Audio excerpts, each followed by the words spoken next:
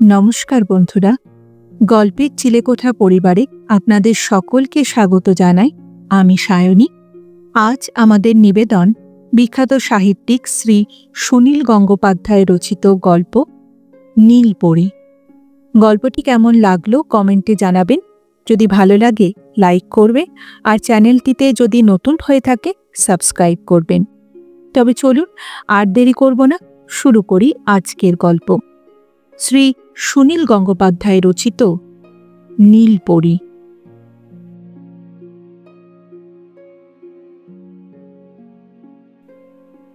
বেশি দিন আগের কথা নয়, সেই সময়টা আমার খুব মন খারাপ চলছিল। মাঝে মাঝে এমন তো হয়ই, কথা নেই বার্তা নেই, হঠাৎ দারুণভাবে মন কেমন করে ওঠে। দেশের জন্য ইচ্ছে হয় এক্ষুনি ফিরে যাই, আর একদিনও থাকব না। সেই রকমই একদিন সন্ধেবেলায় টেলিফোনে একটি অচেনা মেয়ের গলা পেলাম। রং নাম্বার নয়, সে আমাকেই ডাকছে। মেয়েটির নাম বলতে চায় না, কিন্তু আমাকে প্রথমেই জিজ্ঞেস করল তার টেলিফোনে আমি বিরক্ত হয়েছি কিনা, তাহলে সে ছেড়ে দেবে। টেলিফোনের রিসিভারটা ধরে থেকেই আমি নিজের ঘরের দিকে একবার তাকালুম। শূন্য ঘরটা তখন বড় বেশি বিশাল ঠেকল। সব জানলায় ভারী ভারী পর্দা টানা, চারিদিকের দেওয়ালে অচেনা ধরনের লতাপাতা আঁকা। বিছানাটা গুটিয়ে এখন লম্বা সোফা হয়েছে। পাশের ঘরের রেফ্রিজারেটরটা থেকে কিছুক্ষণ অন্তর ঘো ঘো শব্দ। 14,000 মাইল দূরে কলকাতা। কম্পাস দেখে আমি ঠিক করে নিয়েছি কলকাতা কোন দিকে হতে পারে। সেই জানলার দিকে তাকিয়ে আমি এইসব নির্জন সন্ধেবেলায় বসে থাকি। কি নাশা জাগে ওই দিকে জানলার হাওয়ায়। এই 14,000 মাইল দূরেও হয়তো কলকাতার গন্ধ ভেসে আসবে। সেই জানলার কাছেই টেলিফোন, আর টেলিফোনে অচেনা মেয়ের ডাক। তুমি এখন একা আছো? তোমার মন কেমন করছে না? অচেনা ডাককে বিশ্বাস করতে নেই, হয়তো ছলনা, হয়তো নিশ্চিত ডাক। সুতরাং তখনও আমি মেয়েটার সঙ্গে সাবধানেই কথা বলছিলাম। আমি বললুম, ঠিক একা তো নেই, সঙ্গে রয়েছে অনেক বই, রেকর্ড প্লেয়ারে গানের সুর বাজছে, এরাই তো আমার সঙ্গী। টেলিফোনের ওপারে চূর্ণ হাসির আওয়াজ পাওয়া গেল, দুষ্টু দুষ্টু কচি গলার হাসি। বলল, তুমি কি পাগল নাকি? হ্যাঁ, কি সুন্দর মিহিন বরফ পড়ছে। এখন তোমার সঙ্গে কোনো মেয়ে বন্ধু নেই? কি করে সময় কাটাচ্ছ? এখানকার কোনো কোনো মেয়ে অনায়াসে খুব খারাপ কথা উচ্চারণ করে। নিষিদ্ধ সম্পর্কের কথা বলতে একটুও তাদের আটকায় না। মেয়েটি অবশ্য সেরকম কিছু বলেনি, কিন্তু এমন ভাবে আগের কথাটা বলল যেন সন্ধেবেলা কোনো ছেলের সঙ্গে মেয়ে বন্ধু না থাকাটাই পাপ। দীর্ঘশ্বাস ফেলে বললুম, হ্যাঁ, মেয়ে বন্ধু আর কোথায় পাবো বলো? আমায় আর কে পাত্তা দিচ্ছে? আমি তো আছি, তুমি আমার সঙ্গে বন্ধুত্ব করবে? তুমি কে তো আগে বলো। নাম বলবো না, নাম জেনে কি হবে? আচ্ছা, মনে করো আমার নাম অ্যাঞ্জেল। অ্যাঞ্জেল মানে পরী? আচ্ছা ছোট্ট পরী, তুমি হঠাৎ আমার মতো পাপীর প্রতি দয়া দেখাতে চাইছো কেন? তুমি আবার কিসের পাপী? পাপী না হলে আর একা একা আছি কেন? একা থাকাটাই তো পাপ। পাপের শাস্তির জন্যই তো আমায় আমেরিকায় নির্বাসন দেওয়া হয়েছে। তুমি আমার সঙ্গে দেখা করবে? আগে বলো, তুমি আমার টেলিফোন নাম্বার জানলে কি করে? বলবো না। জানো না, পরীরা সব জানতে পারে। তাহলে আমিও দেখা করব না। তুমি পরী হতে পারো, কিন্তু তোমাকে নিশ্চয়ই খুব বিচ্ছিরি দেখতে। ও মা, কি নিষ্ঠুর তুমি! কি করে জানলে যে আমাকে বিচ্ছিরি দেখতে? তুমি যদি সুন্দরী পরী হতে, তবে তুমিও তো এই বরফ পড়া সন্ধেবেলা একা থাকতে না? ডাকাবুকো ফর্সা ছেলেগুলো কেউ না কেউ তোমাকে আজ সন্ধেবেলায় লুফে নিত। যা, তুমি কিচ্ছু জানো না। আমার ইচ্ছে হয়েছে তাই কারোর সঙ্গে যাইনি। আমার ইচ্ছে একজন ইন্ডিয়ানের সঙ্গে আজ গল্প করব। ও, আমি যে ভারতীয় তাও জানো?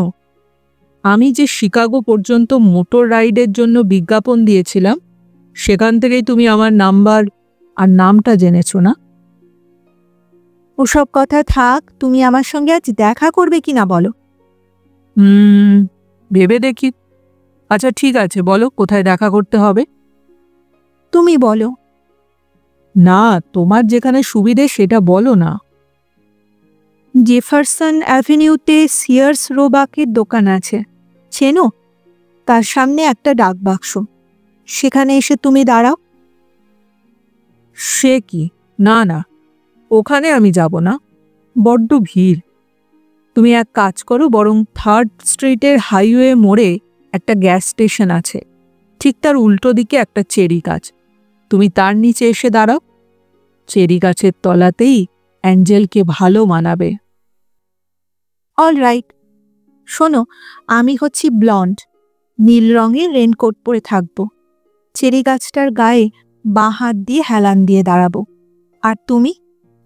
আমার থাকবে নেভি ব্লু রঙের স্যুট, হাতে একটা লাল মলাটের বই। ঠিক আছে, এখন থেকে 10 মিনিটের মধ্যে কিন্তু। সন্ধে ক্রমশ ঘোর হয়ে আসছে, জানোই তো বেশি রাত পর্যন্ত অ্যাঞ্জেলরা পৃথিবীতে থাকে না। ঠিক আছে ঠিক আছে, আমি আসছি। আমি তখন হাতের বইটা মুড়ে রাখলুম। ভেবেছিলুম আজ খিচুড়ি রাঁধব, সামান্য স্যামন মাছ আছে, চাকা চাকা করে কেটে ভাজলে অনেকটা ইলিশের স্বাদ। কিন্তু রাঁধতে ভালো লাগে না একদম, খেতেও পছন্দ হয় না। বর্ষাকালে রাত্রে দেশে থাকলে হয়তো খিচুড়ি আর ইলিশ মাছ হতো। এখানেও প্রথম শীতের বরফ পড়া তো বর্ষাকালেরই মতন।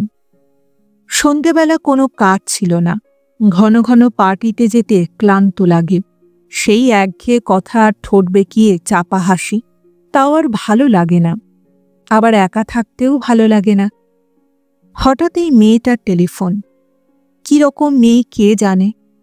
বেনামি টেলিফোন করা এখনকার মেয়েদের মধ্যে একটা মজার খেলা। অনেক নতুন ছেলেকে লোভ দেখিয়ে নাকানি চোবানি খাইয়েছে, তবু আমি ভাবলুম দেখাই যাক না, বেশি যাতে ঠকতে না হয়, ওই জন্যই তো বাড়ির কাছাকাছি জায়গায় অ্যাপয়েন্টমেন্ট করলুম। নেভি ব্লু রঙা স্যুটের কথা আমি বলেছিলাম, কিন্তু আমি কালো প্যান্ট আর সাদা শার্ট পরে তার ওপর মোটা ওভারকোটটা চাপিয়ে নিলুম। হাতে বইটই কিছুই না। চেরি গাছটার ধারে কাছেও গেলুম না।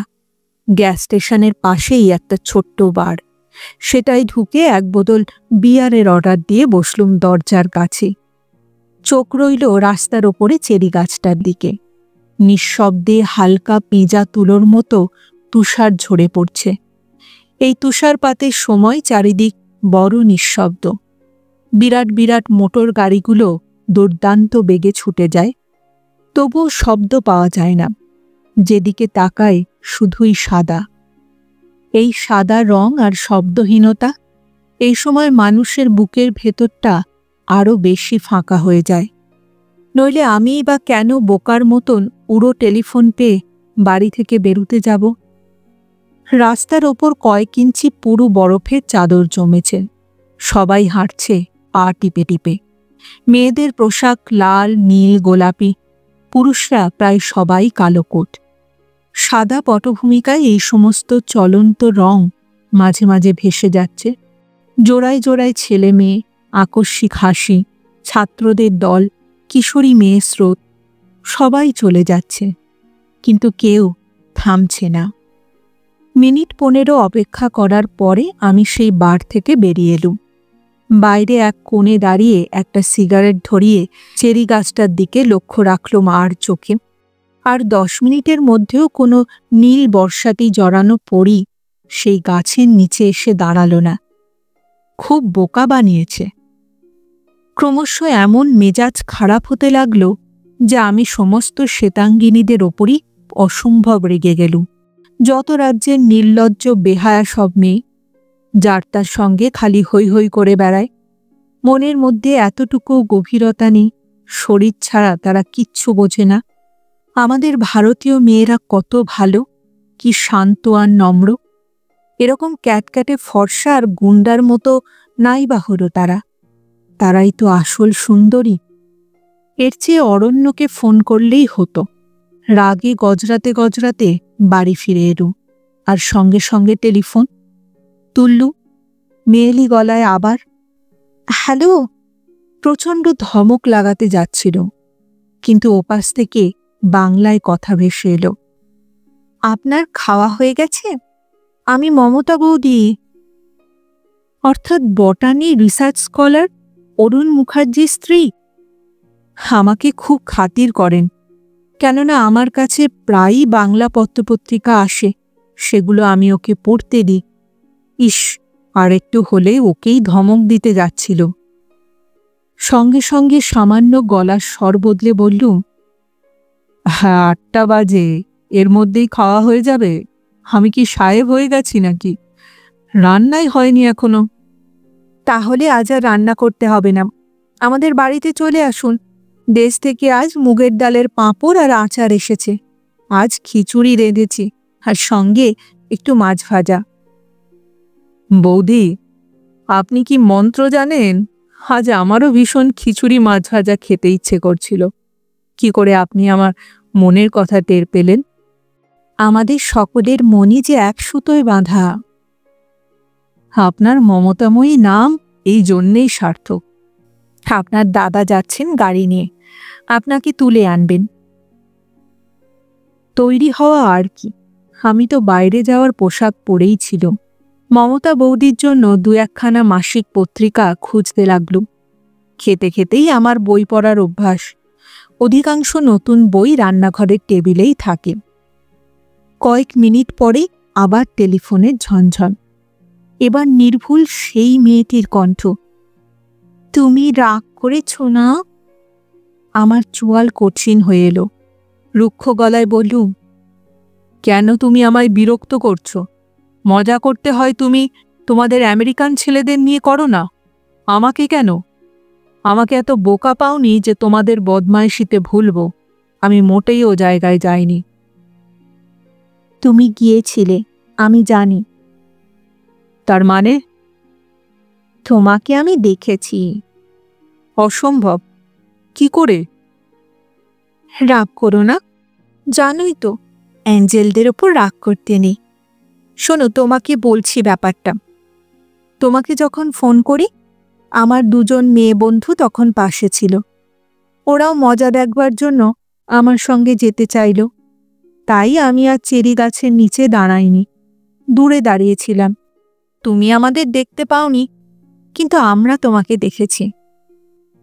বাহ, তা আমাকে কি করে দেখলে? আমি তো চেরি গাছের কাছে যাইনি। তুমি কি সরল, তুমি আমাদের চিনতে পারতে না, কেননা আমাদের মতন মেয়ে আরও অনেক যাতায়াত করছিল। কিন্তু তুমি তো ওখানে একমাত্র ভারতীয়। ও রাস্তায় তো কোনো আর ভারতীয় ছিল না। তুমি শুধু সিগারেট টানতে টানতে গাছটার দিকে ঘন ঘন তাকাচ্ছিলে। আচ্ছা আচ্ছা, বেশ তো, আমাকে ঠকিয়ে খুব খুশি হয়েছ তো। এবার আর কি চাই? শোনো, আমি তোমার বাড়ি দেখে নিয়েছি, তোমাকে ফলো করে। তোমার বাড়ির খুব কাছ থেকেই কথা বলছি। আমি তোমার ঘরে একবার আসব? না না, অসম্ভব। কেন? প্লিজ একবার। বাজে বকো না। তোমার কি মতলব বলো তো? আমাদের এ বাড়ির অ্যাপার্টমেন্টে মেয়েরা আসে না। কেন? মেয়েরা এলে কি দোষ? আমি এক্ষুনি আসছি। না, আমি বাড়িতে থাকবো না, আমি এক্ষুনি বেরিয়ে যাচ্ছি। তুমি মিথ্যে কথা বলছো। না, মিথ্যে বলছি না। আমাকে নিতে এক্ষুনি গাড়ি আসবে। আমি তার আগেই আমি আসছি। মেয়েটি ঝন করে কানেকশন কেটে দিল। আমি উৎকণ্ঠিত ও বিব্রত হয়ে রইলুম। সত্যি সত্যি যদি মেয়েটা এসে পড়ে আর তারপর মুখার্জিরা এসে আমার ঘরে মেম দেখে, তাহলে কালকেই এই ছোট শহরের ভারতীয়দের মধ্যে এটা রটতে দেরি হবে না। যত ঝামেলা, প্রথম থেকেই সাবধান হলে ভালো হতো। আমাকে প্রচুর স্বস্তি দিয়ে 2 মিনিট বাদেই বাড়ির বাইরে মুখার্জিদার গাড়ির হর্ন বেজে উঠল। একটু দেরি না করে কোনোক্রমে পত্রিকাগুলো হাতে তুলে নিয়ে আমি ঝপাস করে দরজা টেনে দুমদাম করে সিঁড়ি দিয়ে নেমে এলুম। মুখার্জিদা গাড়ির দরজা খুলেই রেখেছিলেন। ঢুকে পড়তেই স্টার্ট দিলেন। খানিকটা এগিয়ে এসে বললেন, কি রে গাঙ্গুলি, আজকাল মেমটেমদের সঙ্গে ঘোরাঘুরি শুরু করেছিস নাকি? আমি সচকিত হয়ে বললাম, কেন বলুন তো? দেখলুম তোর বাড়ির দরজা দিয়ে একটা মেয়ে ঢুকছে, আমার গাড়ির হর্ন শুনেই সঙ্গে সঙ্গে আবার বেরিয়ে গেল। আমি তাড়াতাড়ি ঘাড় ঘুরিয়ে রাস্তার পিছনের দিকে চেয়ে বললুম, কই কই কোন মেয়েটা? মেয়েটাকে একবার চোখে দেখবার কৌতূহল আমারও খুবই হয়েছিল, কিন্তু গাড়িটা তখন বেশ খানিকটা এগিয়ে এসেছে। পিছনের রাস্তায় অন্তত 7-8টা মেয়ে, কাকে আলাদা করে চিনব আমি? মুখার্জিদা আমার মুখ ভালোভাবে নিরীক্ষণ করে দীর্ঘশ্বাস ফেলে বললেন, লক্ষণ তো ভালো না, মুখ দেখেই বোঝা যাচ্ছে রোগ তোমার ধরেছে। আমি বললুম, কি যে বলেন না, আমাদের বাড়িতে একটা স্প্যানিশ ছেলে থাকে, বোধহয় তার কাছে এসেছিল। সেই ছেলেটির একটু ছোঁক ছোঁক বাতিক আছে। ওহে, আমাকে ভোলাতে পারবি না, 4.5 বছর বয়স হয়ে গেল এদেশে আছি, তা একটু আধটু ঘোরাঘুরি করা খারাপ না। কোনো দেশে এসে সে দেশের মেয়েদের সঙ্গে না মিশলে সে দেশটা সম্পূর্ণ জানা যায় না। তোর বৌদি আসবার আগে আমিও একটু ওসব করে নিয়েছিল, কিন্তু দেখিস বাবু, টিনেজারদের পাল্লায় পড়িস না। ওই কচি মেয়েগুলো একেবারে সাংঘাতিক। ওদের দয়া নেই, মায়া নেই, ভালোবাসা নেই, ওরা জানে শুধু হইহল্লা আর ফুর্তি। সে রাত্রে খুব ঝড় উঠেছিল। বরফ পড়ার সময়ও শীত খুব একটা মারাত্মক হয় না, কিন্তু সনসনে হাওয়া উঠলে একেবারে হাড় কাঁপিয়ে দেয়। এই সময় শীত কাটাবার জন্যে যে বস্তুটার দরকার, মুখার্জিদা কিংবা মমতা বৌদি সেসব স্পর্শ করেন না। বিদেশে এসে পানীয় বলতে ওদের কাছে শুধু গ্যালন গ্যালন দুধ আর টিনে ভর্তি ফলের রস, বড়জোর গ্যাজানো অ্যাপেলের রসের সাইডার। শীতের হাত থেকে রক্ষা পাবার ওদের একমাত্র উপায় শিগগির কম্বলের মধ্যে ঢুকে পড়া। সুতরাং আড্ডাটা জমল না। আমিও উসখুস করছিলাম। মুখার্জিদা আমায় গাড়িতে করে রাত 10টার মধ্যেই বাড়ি পৌঁছে দিলেন। রাস্তায় তখন প্রায় লোকজন নেই, শোঁ হাওয়ার শব্দ। দেখলুম সেই পাতাহীন চেরি গাছটা ঝড়ের তোড়ে বেঁকে বেঁকে পড়ছে। ঘরে ফিরে আমি রেকর্ড প্লেয়ারে হালকা গানের রেকর্ড চড়িয়ে হুইস্কির বোতল খুলে বসলাম। এই 10টার সময় বিছানায় শুয়ে পড়া আমার পক্ষে অসম্ভব। আজ শুক্রবার, আজ নানা জায়গায় হরেক পার্টি জমেছে। আমারও 2-1টা নেমন্তন্ন ছিল। আমি আবার একটু পড়াশুনো করব ভেবে বন্ধুবান্ধবদের প্রত্যাখ্যান করেছিলুম। বুঝতে পারলুম ভুল করেছে। পড়াশুনো করে কে কবে রাজা হয়েছে। একটু বাদেই আমার দরজায় বেল বাজল। আমি চমকে উঠলুম। এত রাত্রে কেউ তো কাউকে ডাকতে আসে না, দরকার থাকলে বরং টেলিফোন করে। আমি প্রশ্ন করলুম, হু ইজ ইট? কি যেন একটা অস্পষ্ট উত্তর শোনা গেল। বুঝতে পারলুম না। উঠে গিয়ে দরজা খুলতেই হল। একটা হালকা আর তুলতুলে মোমের পুতুলের মতন প্রায় কিশোরী মেয়ে দাঁড়িয়ে। শীতে ঠান্ডায় তার ঠোঁট কাঁপছে, তবুও অল্প হাসির চেষ্টা করে বলল, আমি অ্যাঞ্জেল। তুমি এখন এত রাত্রে কি চাও? একটু পরে বলছি, আমি না ঠান্ডায় জমে গেছি প্রায়। মেয়েটি আমার পাশ দিয়ে ঘরে ঢুকল। বেশ সপ্রতিভভাবেই গা থেকে নীল রঙের রেনকোটটা খুলে রাখল। বছর 15-16 বয়স, গোলাপি রঙা চুল, বরফের মতো মসৃণ গায়ের চামড়া, সরল বিস্ফারিত দুটি চোখ। কাঁধের পাশে দুটি ডানা লাগানো থাকলে আমি ওকে অ্যাঞ্জেল হিসাবে অবিশ্বাস করতুম না। এক মুহূর্তের জন্য মনে হতে পারে এটা একটা স্বপ্ন, স্বপ্নের মধ্যে সত্যিকারের একটি পরী যেন আমার ঘরে এসেছে। একে কোনো প্রশ্ন করে লাভ কি? স্বপ্ন ভেঙে গেলেই তো সব মিলিয়ে যাবে। তার আগে বরং ওকে প্রশ্ন না করে বুকে জড়িয়ে ধরি, শরীর ভরে নিই ওর দিব্য শরীরের গন্ধ। তারপর ওর কোলে মাথা দিয়ে হাতে সুরাপাত্র নিয়ে আমি শুয়ে থাকি। কিন্তু এক মুহূর্তই, পরমুহূর্তেই মনে পড়ল টিনেজারদের সম্পর্কে আমেরিকার বড় কড়া আইন। আমি তাড়াতাড়ি বললুম, যাও শিগগির মাথা মুছে নাও, আগে জুতো খুলে হিটারে পা সেঁকে নাও। এই বরফের ঝড়ে কেউ রাস্তায় বেরোয়? বাধ্য মেয়ের মতো সে সব করল। আমার বাথরুম থেকে ঘুরে এসে সে বলল, তুমি হুইস্কি খাচ্ছ, আমাকে একটু দেবে? আমি জিজ্ঞেস করলুম, আগে বলো তো তোমার নাম কি, তোমার বয়স কি? আমার নাম অ্যাঞ্জেলা রো। আমায় সবাই অ্যাঞ্জেল বলেই ডাকে। আমার বয়স 18 বছর 3 মাস। 18 বছর 3 মাস? মিথ্যে কথা, আসল বয়সটা বলো। সত্যি বলছি। আবার মিথ্যে কথা, ঠিক করে বলো। ফাইন, আমার বয়স 16.5। তাই বলো? তাহলে তোমাকে আমি হুইস্কি দেব কি করে? জানতে পারলে আমায় পুলিশে ধরবে।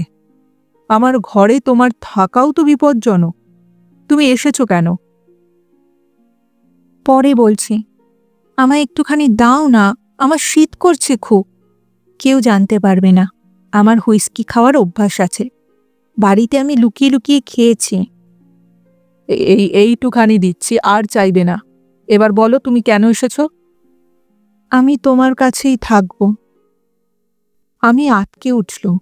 মেয়েটার সরল মুখ, কোনো বিকার নেই, তাজা ফুলের মতন স্বাস্থ্য। যতই বয়স হোক তবু ওর পাতলা জামা ভেদ করে যে স্তনের আভাস দেখা যাচ্ছে। আমি তখনও হাসার চেষ্টা করেই বললুম, তোমার বাবা মা কোথায়? বাবা ডেট্রয়েটে গেছেন অফিসের কাজে, মা পার্টিতে গেছেন। সন্ধে থেকে আমি একা। আমার একা একা ভালো লাগে না। একা কেন? তোমার কোনো ছেলে বন্ধু নেই? সব মেয়েরই তো থাকে। হঠাৎ মেয়েটি বেশ জোর দিয়ে বলে উঠল, না, আমার কোনো বন্ধু নেই। আমি চাই না, কারোর সঙ্গে বন্ধুত্ব আমি চাই না। সমস্ত আমেরিকান ছেলেরা পাজি আর খারাপ। আমি তোমার সঙ্গে বন্ধুত্ব করতে চাই। তুমি ইন্ডিয়ান, ইন্ডিয়ানরা খুব ভালো, তারা মেয়েদের সঙ্গে খারাপ ব্যবহার করে না। দাঁড়াও দাঁড়াও, তুমি আমাকে কোন ইন্ডিয়ান ভাবছো? এখানকার আদিবাসী বা যাদের তোমরা ইন্ডিয়ান বলো, আমরা বলি রেড ইন্ডিয়ান, তুমি তাদেরই একজন ভাবনি তো আমাকে? না সুনীল, আমি জানি। এই সুনীল নয়, সুনীল। অলরাইট, সুনীল। কি সুন্দর। আমি জানি তোমরা গান্ধীর দেশের লোক। তোমরা সিনসিয়ার, তোমরা ভালোবাসার মূল্য জানো। না হেসে আর আমার উপায় ছিল না। ওইটুকু বাচ্চা মেয়ে, কিন্তু ভাবভঙ্গি একেবারে পাকা গিন্নির মতো। আমি হাসতে হাসতে বললাম, ভালোবাসার কথাও তুমি জেনে ফেলেছ? আসলে তুমি অত্যন্ত একটা ডেঁপো আর পাকা মেয়ে। এবার চটপট বাড়ি যাও, অ্যাডভেঞ্চার করতে বেরিয়েছ না? আমাকে বিমূঢ় করে দিয়ে মেয়েটি চোখ তুলে তাকালো। সেই চোখ জলে ভরা। তুমি আমার সঙ্গে ঠাট্টা করছো না? অ্যাঞ্জেল, লক্ষ্মী মেয়ে, তোমার কি হয়েছে খুলে বলো তো। আমাদের দেশে তোমার বয়সী কোনো মেয়ে তো ভালোবাসা কথাটা উচ্চারণই করে না। তাই তোমার মুখে শুনে কিরকম যেন। আচ্ছা, কোন ছেলে তোমাকে দুঃখ দিয়েছে? আমি কোনো ছেলের কথা বলতে চাই না, অন্য কোনো ছেলের বন্ধু হতে চাই না। আমি তোমার বন্ধু হতে চাই। ঠিক আছে ঠিক আছে, তা তো হবেই। তার আগের ঘটনাগুলো একটু বলো দেখি। কি নাম সেই ছেলেটার? রিকি। ভীষণ পাজি, বদমাস, নিষ্ঠুর, বাজে মার্কা ছেলে। আমি তার নামও উচ্চারণ করতে চাই না। আচ্ছা, কি করেছে ভিকি তোমাকে? কিচ্ছু করেনি। কে গ্রাহ্য করে তাকে? বাজে মার্কা ছেলে। সব আমেরিকান ছেলেরাই বাজে, আমি ওদের কাউকে গ্রাহ্য করি না। অন্য ছেলেদের কথা থাক অ্যাঞ্জেল, ভিকি কি করেছে তোমায়? ভিকি গত সপ্তাহ সেই লুইসার সঙ্গে, অথচ আমি ওকে 5 বছর ধরে ভালোবাসি। বুঝলুম, টেলিভিশন আর আজে বাজে সিনেমা দেখে অ্যাঞ্জেলের মাথাটা একেবারে গেছে। 5 বছর ধরে ভিকিকেও ভালোবাসে। 5 বছর আগে ওর কত বয়স ছিল? অ্যাঞ্জেল, ভিকি অন্য মেয়ের সঙ্গে গেছে তো দুঃখ কিসের? আরও তো কত ছেলে আছে ওর মতন, হ্যারি কিংবা টম কিংবা বিল। অন্য ছেলে? অ্যাঞ্জেল ঝংকার দিয়ে উঠল। আমি ভিকিকে ছাড়া আর কাউকে কখনো ভালোবাসিনি, আর কারোর সঙ্গে কখনো নাচিনি। ভিকি ছাড়া আর কাউকে আমি চুমুও খাইনি। আমার ঠিক বিশ্বাস হলো না। আমেরিকান টিনেজার মেয়ে 11-12 বছরে চুম্বনের স্বাদ পায়। 14-15 বছরে অনেক যৌন অভিজ্ঞতাও তাদের হয়ে যায়। প্রতি সপ্তাহে এক একটা ছেলের সঙ্গে ছেলে খেলা চলে। অন্ধকারে যার তার সঙ্গে আলিঙ্গন তো প্রায় জলভাত। অথচ এই মেয়েটা বলে কি? আমি অবিশ্বাসের সুরে বললাম, হ্যাঁ যা। অ্যাঞ্জেলের চোখে আবার জল। হরিণীর মতন সে চঞ্চলা গতিতে চেয়ার ছেড়ে উঠে এসে আমার পাশে সোফায় বসল। ব্যগ্র চোখ মেলে বলল, তুমি আমায় বিশ্বাস করছো না। জানো, আমাদের ডর্মে স্পোর্টস হয়েছিল, তাতে হাই জাম্পে আমি সেকেন্ড হয়েছি, লুইসা ফার্স্ট হয়েছে। সেই জন্যই লুইসাকে ভিকি। ও কি নিষ্ঠুর! আমি কি পরের বছর ফার্স্ট হতে পারতুম না? আমি তার মাথায় আলতোভাবে হাত রেখে বললুম, অ্যাঞ্জেল, অনেক রাত হয়ে গেছে, এবার বাড়ি যাও। অত মন খারাপ করে না। না না, আমি বাড়ি যাব না। আমি এই দেশেই থাকব না। আমি এই দেশ থেকে বহু দূরে চলে যাব। তুমি আমাকে নিয়ে যাবে? আজ বাড়ি যাও। ভিকি একদিন অন্য মেয়ের সঙ্গে নাচতে গেছে তো কি হয়েছে? এখনো সে তোমাকেই হয়তো ভালোবাসে। একদিন? তুমি জানো, ভিকি গির্জায় গিয়ে প্রতিজ্ঞা করেছিল সে আমি ছাড়া কারোর সঙ্গে নাচবে না। আমি সে প্রতিজ্ঞা ভাঙিনি একদিনও। কিন্তু সে গত শুক্রবার, আবার আজও। আজ কোথায় জানো? আমাদের পাশের বাড়িতে পার্টি, আর আমায় কেউ ডাকেনি। সব ঠিক হয়ে যাবে। আজ বাড়ি যাও লক্ষ্মীটি। না, আমি এখানে থাকব। আমি তোমার সঙ্গে ইন্ডিয়ায় যাব। যে দেশে ভিকি থাকবে আমি সে দেশে থাকবই না। আমাদের বাড়ি খালি, কেউ নেই, মাও নেই।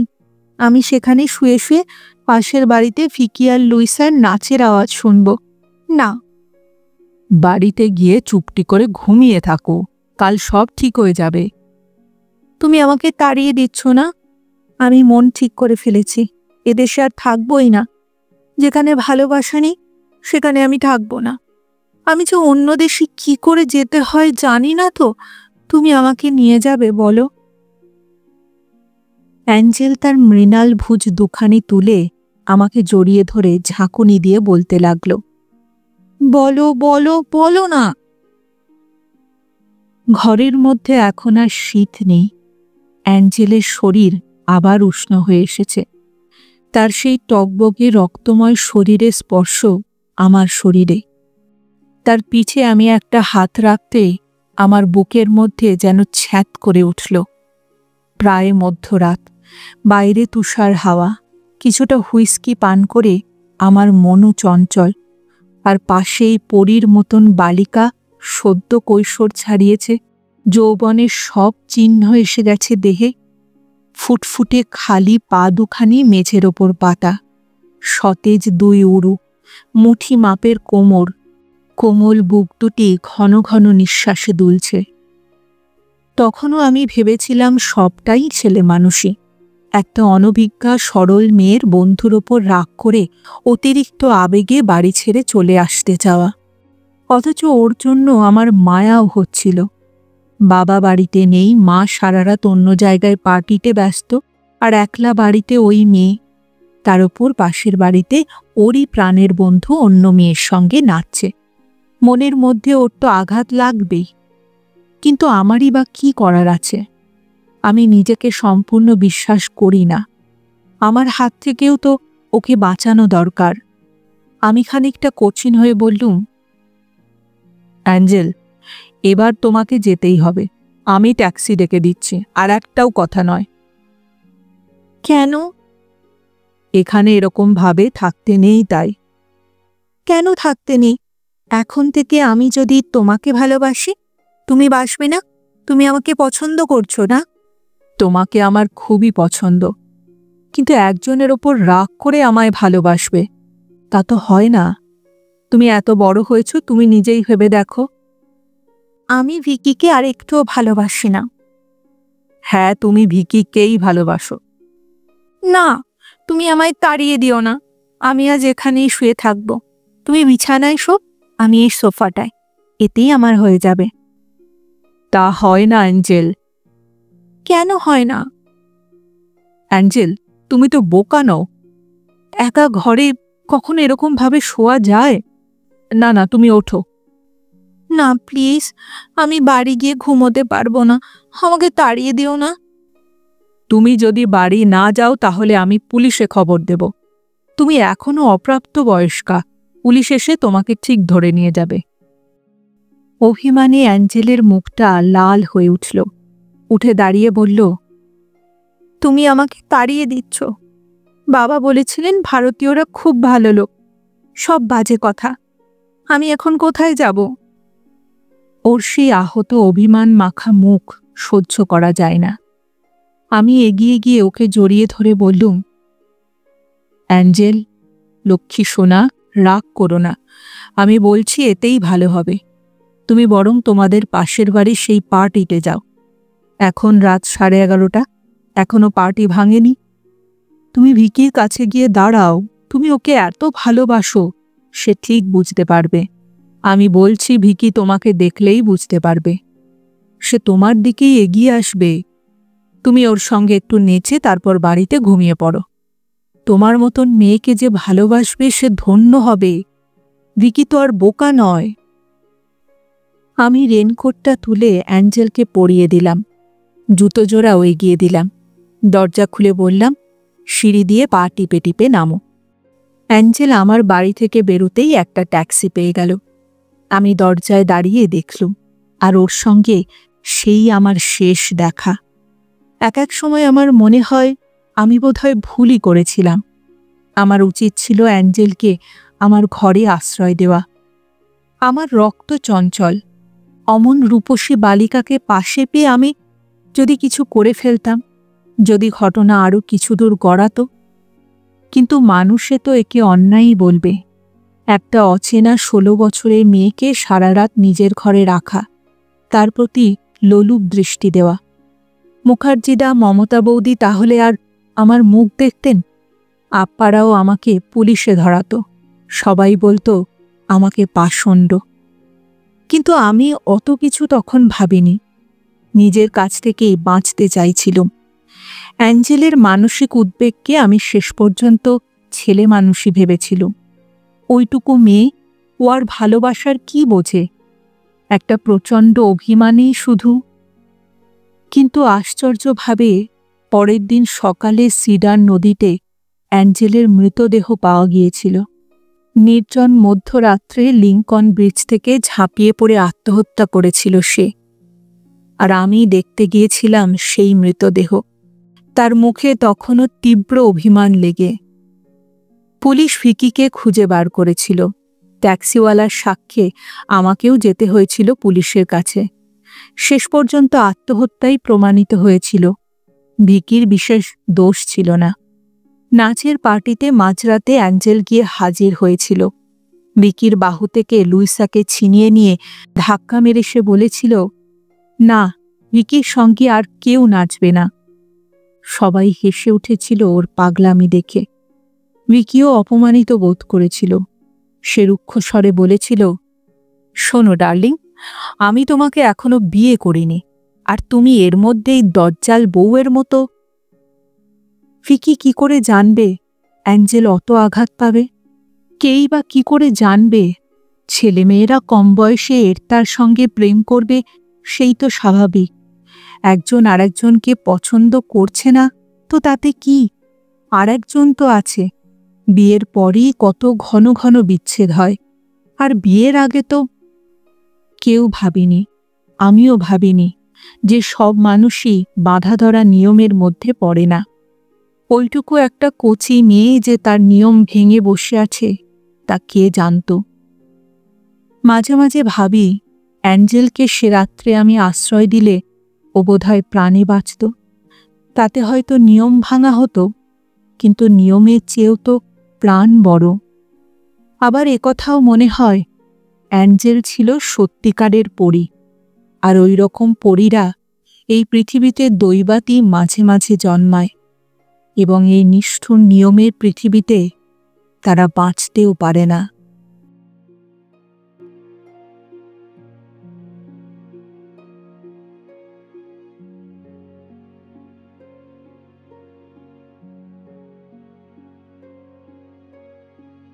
শুনছিলেন আজকের গল্প শ্রী সুনীল গঙ্গোপাধ্যায় রচিত নীলপরী। ফিরে আসছি আরেকটি নতুন গল্পের সঙ্গে কিছুদিনের মধ্যে। ততদিন ভালো থাকবে, সুস্থ থাকবে এবং গল্পে থাকবেন। আর আমার গল্প পাঠ ও উপস্থাপনা যদি ভালো লাগে তাহলে লাইক আর কমেন্ট করতে ভুলবেন না। আর যদি চ্যানেলটিতে নতুন হয়ে থাকেন সাবস্ক্রাইব করবেন, এতে আমার উৎসাহ ও আত্মবিশ্বাস দুই বাড়ে।